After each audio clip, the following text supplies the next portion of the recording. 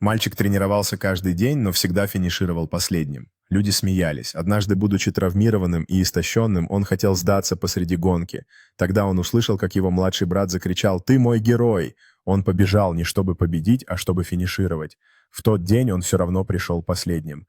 Но толпа встала и аплодировала. В тот день он понял, прогресс важнее совершенства.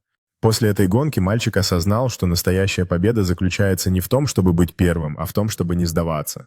С каждым шагом он стал сильнее и увереннее в себе. Его брат всегда будет рядом, поддерживая его, вдохновляя на новые достижения.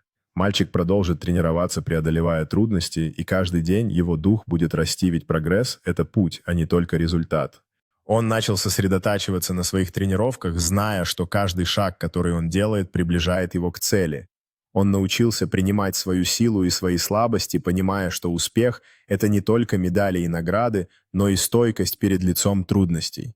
Каждый новый день приносил ему уверенность, и он знал, что с поддержкой своего брата он сможет преодолеть любую преграду.